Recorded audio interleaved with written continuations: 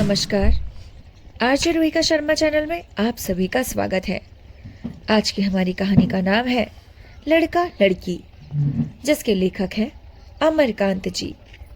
कहानी को शुरू करने से पहले मैं आप सभी से निवेदन करना चाहूँगी कि अगर आप हमारे चैनल पर नए हैं तो चैनल को सब्सक्राइब, और अगर आपको हमारी कहानियाँ पसंद आती हैं तो हमारी वीडियो को लाइक और शेयर करना ना भूलें। हमें कमेंट करके बताएं कि आपको हमारी कहानी सुनाने का अंदाज कैसा लगता है। अगर आप चाहते हैं कि हम किसी स्पेसिफिक कहानी को सुनाएं तो आप उसका नाम भी हमें दे सकते हैं। अगर वह हमें इजीली उपलब्ध हो जाती है तो हम ज़रूर उसे सुनाएंगे। तो चलिए कहानी शुरू करते हैं। सितंबर बीतते बीतते बरसात समाप्त हो चुकी थी और आकाश निर्मल एवं नीला दिखाई देने लगा था। चंदर ने उन्हीं दिनों एक फिल्म देखी। वह एक गोरा, खूबसूरत और पतला छरहरा नौजवान था, जिसको चलते हुए देखकर किसी वायु प्रकंपित तेज बेंत की याद आ जाती थी। वह लाड प्यार में पला एक अच्छे खाते पीते देहाती परिवार का लड़का था, जो बीए की शिक्षा ग्रहण कर रहा था और विश्वविद्यालय के पास स्थित एक मोहल्ले में एक किराए के कमरे में रहता था। उस फिल्म का मुख्य अभिनेता उन्हीं फिल्मी लोकप्रिय नायकों की तरह था, जो सर्वगुण संपन्न होते हैं और उछल कूद, फन, होशियारी और भावुकता का प्रदर्शन करके अंत में लड़की का हृदय जीत लेते हैं। फिल्में तो उसने बहुत देखी थी, लेकिन इसने उस पर गहरा असर डाला और कई दिनों तक वह सड़कों पर बेचैन घूमता रहा। अंधेरी रातों में आकाश एवं तारों की रहस्यमयता को निहारता रहा। उसके बाद वह शहर की उग्र राजनीति हलचलों में भाग लेने लगा। वह कभी किसी जुलूस या प्रदर्शन में शामिल होकर नारे लगाता, कभी किसी सार्वजनिक सभा में भाषण करता, और 2 बार आगे बढ़कर उसने छात्रों की हड़ताल में हिस्सा लिया। इसी रास्ते से वह महानता के शिखर पर पहुंचेगा और अपने देश को महान बनाएगा। लेकिन कुछ ही दिनों बाद वह तेजी से साहित्य की ओर मुड़ा, क्योंकि किसी पत्रिका में एक कहानी पढ़कर उसे सहसा महसूस हुआ था कि साहित्य का क्षेत्र ऊंची प्रतिभाओं से शून्य है। अब वह लंबी प्रेम कहानियां और कविताएं लिखने के साथ रत जगा करने लगा। उसने संपादकों के पास अपनी कुछ रचनाओं के साथ कुछ लंबे, आदर्शवादी और व्यक्तिगत पत्र भेजे और कुछ रचनाएं लौट आई तो वह शाहिदाना ढंग से व्यंग्यपूर्वक मुस्कुराया कि ये लोग एक दिन उसके पैरों पर गिरेंगे। वह अब अपने से बेहद संतुष्ट रहने लगा और अब उसको एक सुंदर लड़की की जरूरत महसूस होने लगी, जो उसकी अद्वैतता से प्रभावित होकर उस पर अपना जीवन न्यौछावर कर दे। किंतु बहुत सी घटनाओं में तलाश करने के बावजूद जब उसे ऐसी लड़की नहीं मिली तो वह अत्यधिक परेशान हो उठा, क्योंकि वह अधिक प्रतीक्षा नहीं कर सकता था। एक दिन सवेरे जब हवा तेज चल रही थी तथा वह अपने कमरे के सामने टहल रहा था, तो उसकी दृष्टि तारा की ओर गई, जो खुली छत पर अपने खड़े बाल सुखा रही थी। वह उसी मकान में रहने वाले एक क्लर्क की लड़की थी, जिसके एक कमरे का वह किराएदार था। लड़की का रंग सांवला था, शरीर लंबा तथा दोहरा। इसके अलावा और कोई खास बात ना थी उसमें। वह बार बार अपने बालों को झटक रही थी और उन पर धूप पूरी तरह पड़ रही थी। इसके लिए शरीर को कभी बाईं ओर मोड़ लेती, कभी दाईं ओर। एक बार हवा इतनी तेज चली कि उसके बाल उड़ गए, गोया असंख्य काले सर्प भाग रहे हों। उसका आंचल भी उड़ उड़ जाता, जिसको संभालने में उसको खेल का मजा आने लगा और वह शरारत से मुस्कुराई।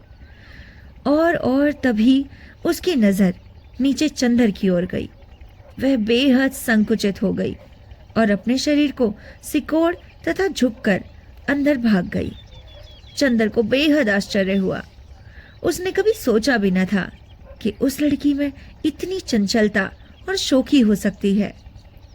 कमल के नाल की तरह झूलती नंगी बाहें और हथनी की तरह मांसल शरीर, दरअसल उसने उस लड़की को कभी महत्व नहीं दिया था, यहाँ तक कि उसको ठीक से देखा भी नहीं था।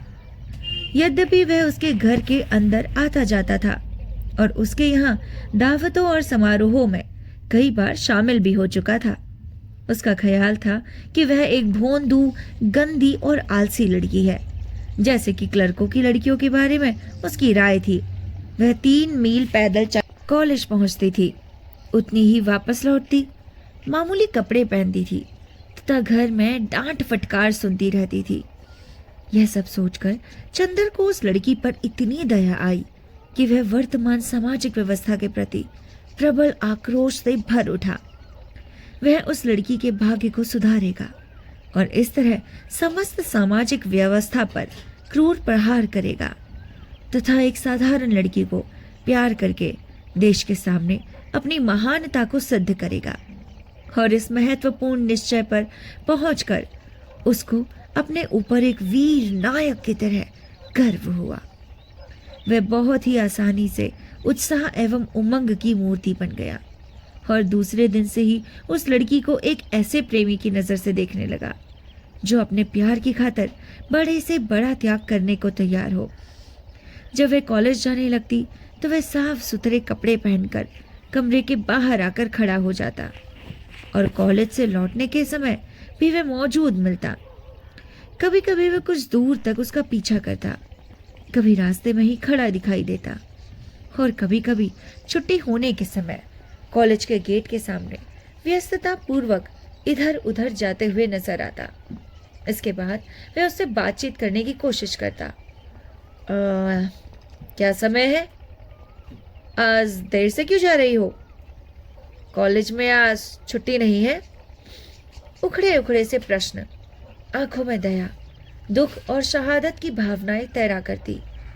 फिर तो उसकी गतिविधियां कुछ इस ढंग से बढ़ी कि लड़की को सचेत हो जाने के लिए मजबूर होना पड़ा। पहले तो उसको अचंभा हुआ, फिर वह उसको अविश्वास से देखने लगी, यहाँ तक कि कुछ ही दिनों बाद उसकी आंखों से एक अजीब भय झांकने लगा। उस दिन चंदर काफी आगे बढ़ गया। जब वह अपने कमरे में बैठा था और तारा कॉलेज से वापस आई थी, चंदर ने पहले कमरे के दोनों दरवाजों के बाहर देखा और जब कोई दिखाई ना पड़ा तो गलियारे से जल्दी जल्दी गुजरती हुई तारा को उसने पास बुलाया।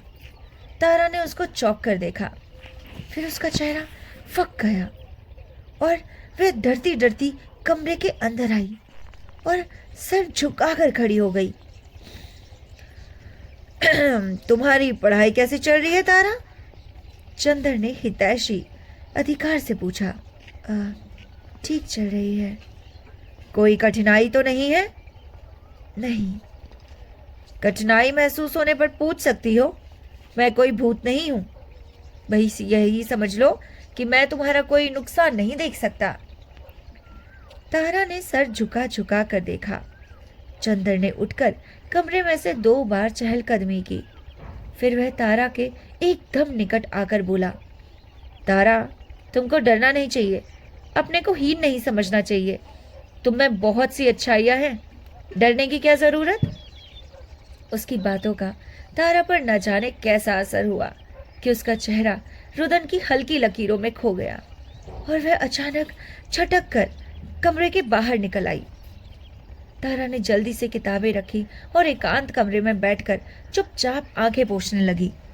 सचमुच अपने को बहुत छोटा महसूस करने लगी, गोया किसी ने संकेत करके यह बता दिया हो कि उसका स्थान कहाँ है। वह अपने माँ बाप की प्रथम भूख प्यास की लड़की थी और उसको कभी बहुत प्यार लाड प्यार भी मिला था। उसका दिमाग बहुत अच्छा था और अपने इम्तिहान में बहुत अच्छे नंबरों से पास हुआ करती थी। लेकिन धीरे धीरे उसके परिवार की संख्या बढ़ती गई और बाजार में जरूर सामान की कीमतें चढ़ती गई। उसके परिवार पर काली छाया मंडराने लगी। अब घर में रोज ही लड़ाई झगड़ा होने लगा। मामूली बात पर चकचक और गाली गलौज। पिता नाराज होकर घर से निकल जाते। कभी माँ खाना पीना छोड़कर अपने को कमरे में बंद कर लेती। स्वयं उस पर भी रोज डांट फटकार ही पड़ती। उसको छाती फाड़कर काम करने पड़ते, बच्चों को संभालना पड़ता और छोटे भाई को गोद लादना पड़ता। कई बार उसकी पढ़ाई छुड़ाने की बात आई, जिसके लिए कई बार उसकी माँ ने जिद ठान ली, लेकिन उसके पिता की वजह से ऐसा नहीं हो पाता था, क्योंकि वह जानते थे कि बिना पढ़ाई लिखाई के शादी नहीं हो पाएगी, और यदि शादी जल्दी ना भी हो तो लड़की अपने पैरों पर खड़ी तो हो जाएगी। लेकिन घर के घुटन भरे वातावरण ने उसकी उमंग को समाप्त कर दिया था और वह घर तथा काम से भागने लगी। जब कॉलेज जाने का समय होता तो उसके उत्साह की सीमा न होती। उसकी टांगों में अजीब सी स्फूर्ति आ जाती। वह सारा काम जल्दी निपटाकर बाहर निकल जाती। फुर फुर बाहर निकलकर उसको अजीब सी शांति महसूस होती। काश वह अपने घर कभी ना आ पाती और इसी तरह सड़कों पर घूमती रहती। लेकिन शाम को जब वह घर लौटती तो उसको महसूस होता कि मानो उसके पाँव में मन मन के बोझ बांध दिए गए हों और हृदय पर एक भारी शीला रख दी गई हो। कैसी मजबूर और हिन्नत भरी जिंदगी थी। उसका रुदन सिसकियों में बदल गया, जिसके थमने पर वह चंदर की बातें सोचने लगी और उसको एक अजीब ताजगी और नवीनता का अनुभव होने लगा। तथा यह भी उसका भी कुछ महत्व है। बादलों की तरह निरुद्देश्य भागते हुए उसके मन को एक ठोस आधार प्राप्त हुआ था। देखते ही देखते सब कुछ उलट पुलट हो गया। उसके मन में एक प्रबल आंधी चलने लगी। रात में वह चारपाई छोड़कर चुपके से खुली छत पर आ जाती और अंधकार में कुछ तलाश करने लगती। लगातार बरसाते हुए पानी को देखकर उसकी आंखें भर आती और कुछ ही दिन बाद वह कुछ पूछने के बहाने किताब लेकर चंदर के कमरे में पहुंच जाती और शीघ्र ही इस पूछने और बताने के बीच प्यार का नाटक खेला जाने लगा। अंत में वे छिप छिप कर मिलने लगे, कभी रात के अंधेरे में और कभी कॉलेज के फाटक पर। मेरा साथ दोगी? चंदर कभी पूछता था। मैं नहीं जानती, तारा शर्मा जाती थी। नहीं, मैं साफ साफ बातें सुनने का आदी हूं। दूंगी, जरूर दूंगी। मैं दुनिया को दिखा दूंगा, चंदर गर्व से कहता। इसके बाद चंदर बहुत ही ऊंचाई से अपना जीवन दर्शन पेश करने आ जाता। उसकी बात मेरे विचार में या मैं सोचता हूं से शुरू होती थी और उसको पूरा विश्वास था कि वह एक महान क्रांतिकारी परोपकार का कार्य कर रहा है, जिसमें अपने पूर्ण विजय और सर्वोच्चता की बात सोचकर वह सारे समाज को अपने शत्रु के रूप में कल्पना करने लगता। अपने प्यार को लेकर वह निरंतर संघर्ष और लड़ाई की बात सोचता और इसीलिए तारा को तैयार करना चाहता था। तारा, तुमको बड़ी से बड़ी कुर्बानी करने के लिए तैयार रहना चाहिए। तुमको किसी से डरना नहीं है। तुमको अधिक से अधिक परिश्रम करके अधिक से अधिक पढ़ना है। किसी के सामने आने पर सर झुकाने की जरूरत नहीं है। मैं सबको देख लूंगा। तारा, मुझे योग्य स्त्रियां, स्वाभिमान स्त्रियां बहुत पसंद है। तुम्हें मेरे विचारों के योग्य बनना है। जाड़ा और गर्मी बीत गई, फिर बरसात आ गई। तारा इंटरमीडिएट पास करके बीए में पहुंच गई। इन कुछ महीनों में चंदर के प्यार और विचार ने उसके जीवन को संपूर्णतः बदल दिया। उसकी आंखों में सदा के लिए एक चमक दिखाई देती। जैसे प्रातःकाल पूर्वी क्षितिज का अंधेरा फट जाता है, उसने अपने और जीवन के दोषों को नई दृष्टि से देखा और वह जल्दी से जल्दी चंदर के अनुकूल बनने के लिए उत्सुक हो उठी। उसके होठों पर सदा एक मधुर और विश्वासपूर्ण मुस्कुराहट छाई रहती। वह उत्साह, स्फूर्ति, स्नेह और सद्भाव की मूर्ति बन गई। वह तड़के उठ जाती, घर की साफ सफाई करके खुद नहाकर अंगीठी चला देती, समय पर नाश्ता करके सबको आश्चर्यचकित कर देती। उसने दूसरों की अन्य आवश्यकताओं पर ध्यान देना शुरू किया। उसने सबके कपड़े प्रेस करने, पिताजी तथा छोटे भाइयों के जूते पॉलिश करने, माताजी के लिए तंबाकू चढ़ाने का नियम बना लिया। अब माँ को सवेरे नियमित रूप से पानी भरे लोटे में रखी नीम की दातून तथा भोजन के समय सबको प्याज और चटनी अवश्य मिल जाती। छोटे भाई बहन को समय पर उठाकर तैयार कर देती, उनको खिला पिलाकर पढ़ने के लिए बिठा देती।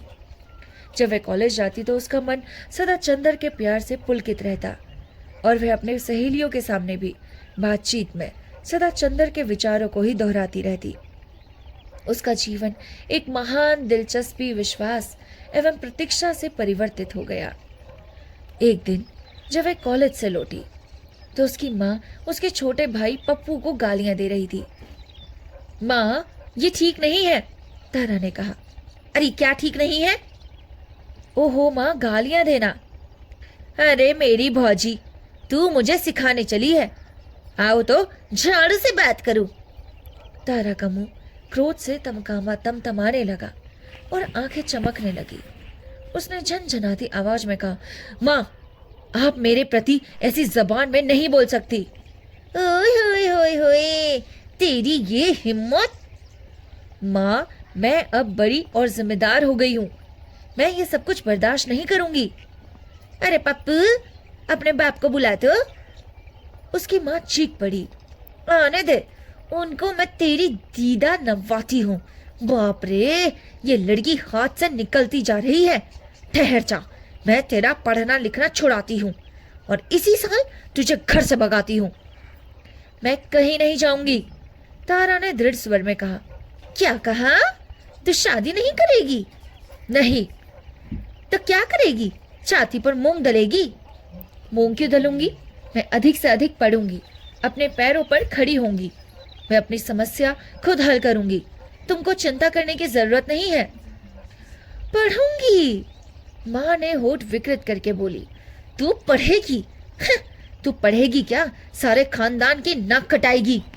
रह जवान लड़ाके की मजा चखाती हूँ। उसके बाद उसकी माँ ने पास में रखे एक डंडे को उठा लिया और आगे लपक कर उस पर प्रहार करने लगी। तारा पहले चीखी, उसके बाद काठ की तरह खड़ी होकर मार खाती रही। उसका मुंह लाल हो गया था और आंखों से झराझर आंसू गिर रहे थे। आंसुओं से भीगे हुए होठों में वह बुदबुदाई, मार कर तुम मेरी जान ले सकती हो, लेकिन मेरे विचारों को बदल नहीं सकती। तारा ने भोजन त्याग दिया। वह पहले की तरह सब काम करती रही, लेकिन अन्न को हाथ ना लगाती। पहले तो माँ जिद करके कुछ ना बोली, लेकिन जब 2 दिन बीत गए तो माथा ठनका। इसको पता नहीं इधर क्या हो गया है, कहीं कहीं सचमुच जान न दे दे। इसके लक्षण इधर समझ में नहीं आते। देर तक बनाव श्रृंगार करती रहती है, बातें भी बुजुर्ग की तरह करती है। लड़की को यह शोभा नहीं देता। इज्जत आबरू के साथ दिन कट जाए, यही बहुत है। उसने अब पति से सारी बात कह देना उचित समझा और कहकर स्वयं रोने लगी। पति ने पहले पत्नी को खूब फटकारा, फिर वह तारा के पास जाकर बैठ गए। उन्होंने साफ साफ बात करना उचित समझा, प्रश्न पर प्रश्न। तारा पहले हिचकिचाई, लेकिन पिता ने कहा कि वह पढ़ी लिखी लड़की है, वह उससे साफ साफ बातें सुनना चाहते हैं। पिता के स्वर में अपार सहानुभूति थी। तारा अपने को रोक न सकी। उसने सब कुछ बता दिया और उसकी हिचकियां बन गई। पिता का चेहरा गंभीर हो गया। वे वहां से उठ आए। वे टहलने लगे चुपचाप। कभी ये लड़की इतनी छोटी थी और आज बड़ी होकर ऐसी बातें कर रही है। जमाना कितना बदल गया है। क्या ऐसा हो सकता है? काश हो सकता। विभिन्न जातियों के बीच आज शादियां होने लगी हैं, इसमें क्या खास बात है? फिर वह तिलक दहेज से बच जाएंगे, जिसके लिए कर्ज के अलावा कोई और चारा नहीं है। लड़का बुरा नहीं है। वह देर तक सोचते रहे, फिर किसी निश्चय पर नहीं पहुंच पाए, क्योंकि तर्क एवं सच्चाई के सहारे जब वह 2 कदम आगे बढ़ाते, पुराने संस्कार उनके कदम को पीछे खींच लेते थे। रात में देर तक पति पत्नी खुसुर फुसुर करते रहे। बीच में पत्नी रोई चिल्लाई, फिर पति देर तक समझाते रहे। स्पष्ट दृढ़ आवाज, तर्क संगत बातें, नए जमाने के विचारों को स्वीकार करने की दलीलें। पत्नी का विरोधामंत पड़ने लगा। फिर पता नहीं कब से सब कुछ खामोशी में खो गया। तारा सारी बातें सब कुछ छुप छुप छिन कर सुनने लगी। जब वे सो गए तो वह चुपके से पैर दबाकर निकली। खुशी के मारे उसकी देह थरथरा रही थी। चंदर को कब यह सब सुनाएगी? चारों ओर घना अंधेरा कुंडली मार रहा था। हवा गुमसुम थी, जैसे किसी षड्यंत्र में लीन हो। चंदर अभी सोया नहीं था। खटखटाहट सुनते ही दरवाजा खोल दिया और हाथ बढ़ाकर तारा को अपने पास खींच लिया। आज मैं बहुत खुश हूं, तारा ने मुस्कुराकर कहा। उसकी आंखें प्यार से चमक रही थी। क्या बात है? चंद्र ने लापरवाही से पूछा। मिठाई खिलानी पड़ेगी। अरे जरूर, बताओ तो। पिताजी राजी हो गए हैं। राजी हो गए हैं? क्या मतलब? चंद्र कुछ समझ नहीं पाया था। तारा ने विस्तार से सब बातें सुनाई। उसके स्वर में उमंग की तेजी और चमक थी। चंद्र का चेहरा सहसा फक पड़ गया। उसने अपने को आलिंगन से मुक्त कर लिया और खिड़की के बाहर अंधेरे में देखने लगा। शादी? वह अपने को महान समझाता था और उसकी कल्पना थी कि उसका प्यार महान संघर्ष, महान तूफान और महान कुर्बानी के दौर से गुजरेगा। उसके प्यार की ऐसी साधारण परिणति होगी, उसने कभी सोचा भी न था। उसका मुख देखते ही कठोर हो गया। क्या बात है? तारा डर गई। यह धोखा है, उसने घृणा से मुंह बिचकाते हुए कहा। क्या धोखा है? तुम धोखेबाज हो। तुमने शुरू से आखिर तक मेरे साथ धोखा किया है। क्या धोखा किया है? आप बताते क्यों नहीं? हाँ किया है, इसीलिए तुम मेरे पीछे पड़ी हुई थी। पर आज मैं समझ गया हूं कि तुम जीवन में कुछ नहीं कर सकती। तुमसे कोई बड़ा काम नहीं हो सकता। तारा का चेहरा अपमान से तमतमाने लगा। कैसे हो सकता है? बड़े काम करने के बड़े तरीके होते हैं, उसके लिए बड़े संघर्ष से गुजरना पड़ता है। तुम उनके काबिल नहीं हो। हाँ, मैं अब समझ गई। तारा के स्वर में तीखापन था। क्या समझ गई? आप मुझसे प्यार नहीं करते, आप प्यार कर ही नहीं सकते। क्या मतलब? मतलब स्पष्ट है, प्यार की चरम परिणति है शादी। इसी मंजिल तक पहुंचने के लिए संघर्ष और कुर्बानियां दी जाती हैं, लेकिन अब यह मंजिल प्राप्त हो जाती है तो आपको खुशी नहीं होती। इसका अर्थ है कि आपके संघर्ष की बातें जिम्मेदारियों से बचने और स्वार्थ को छिपाने का बहाना है। मैंने तो जीवन के आरंभ से ही संघर्ष किया है। आपने क्या किया है? आप भूख जानते हैं? आपको गरीबी, जलालत, घुटन, ऊब, निराशा पता है? साफ तो यह है, आपको एक नारी देह की जरूरत है और जरूरत है अपने अहंकार की तृप्ति की। तुम वाहियात बक रही हो। हाँ, वाहियात बक रही हूँ, लेकिन आज आपको सब कुछ सुनना पड़ेगा। मैं आपको कितना प्यार करती हूँ ये बता नहीं सकती, लेकिन आज आपकी भी गलत बातों को मैं बर्दाश्त नहीं कर सकती। आपका भी ऐसा ही कहना है। आपके लिए तो मैं बड़ा से बड़ा त्याग करने के लिए तैयार थी, लेकिन इधर मैंने ये महसूस करना शुरू कर दिया है कि आप केवल अपनी बातों को महत्व देते हैं, दूसरों की भावनाओं की आपको कतई परवाह नहीं। कितनी बार मेरी इच्छा हुई कि आपसे अपने मन की बात कहूँ, अपने दुख सुख की, अपनी कल्पनाओं की, भविष्य की। कई बार मैं कोई अच्छी किताब पढ़कर आती थी और उसके बारे में आपसे बातें करना चाहती थी, लेकिन आप मेरी हर बात को काटकर अपनी बातें शुरू कर देते थे। वही उपदेश, वही छात्र आंदोलन के अनुभव। आपको दो ही बातों से मतलब है, एक मेरी देह से और दूसरे मेरे उपदेश देने से। मैं मेहनत करूं, मैं कुर्बानी देने को तैयार हो जाऊं, आप क्या करोगे? आप क्या मेहनत करते हैं? बात तो तब यह है ना, आप सदा हवा में उड़ना रहना चाहते हैं। आज जब जमीन पर उतरने का मौका आया, त्याग करने का समय आया, तो आप जान बचाकर भागना चाहते हैं। हाँ, आप इसलिए नाराज हैं। अपने लिए मौजपूर्ण, गैर जिम्मेदार और दूसरों के लिए परिश्रम, कर्तव्य और जिम्मेदारी, यही आपका जीवन दर्शन है। आपने आज तक क्या काम किया है सिवाय छात्र आंदोलन के? और मुझसे हमेशा परिश्रम ही आप मांगते हैं। मैं पूरे घर का काम करती हूँ, दिन भर पढ़ाई करती हूँ, अपने संघर्ष के लिए लड़ती हूँ, अपने जीवन को उच्चतम बनाती हूँ। अरे मैं आपसे यह पूछती हूँ, आपने मेरा जीवन क्यों बर्बाद किया? खैर, आप यह गांठ बांध कर रख लीजिए कि मैं किसी की दया पर निर्भर नहीं रहना चाहती। अंत में आपने रुदन की बातें बिखर गई और वह तेजी से बाहर निकल गई। चंदर कुछ देर तक कमरे में सुन्न खड़ा रहा। उसको उम्मीद न थी। कुछ क्षणों के लिए उसको लगा कि तारा की बातें सही हैं। तब वह अपने को बहुत छोटा महसूस करने लगा। उसे लगने लगा कि तारा तो बहुत ज्यादा आगे निकल चुकी है, लेकिन शीघ्र ही उसने अपने को इस भावना से मुक्त कर लिया। अब उसका मुंह क्रोध और घृणा से विकृत हो गया। एहसान करने का यह फल मिलता है जिसको उसने कीचड़ से निकाला था। अब वह उसी पर प्रहार कर रही है। यह है दुनिया। उसने अंधेरे में थूका और जोर से दरवाजा बंद कर दिया और तारा को ही उल्टा सीधा कहने लगा। और इसी के साथ हमारी कहानी खत्म होती है। आपको ये कहानी कैसी लगी?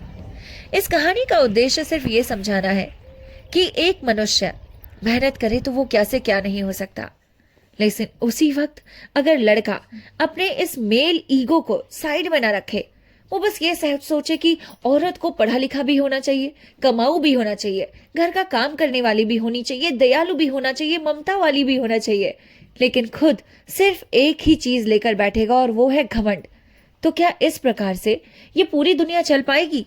क्या एक ही जेंडर के लिए इतना सारा काम लेकर एक जेंडर पूरी दुनिया को चला सकता है? बिल्कुल भी नहीं। तारा ने जो किया वो बिल्कुल सही किया।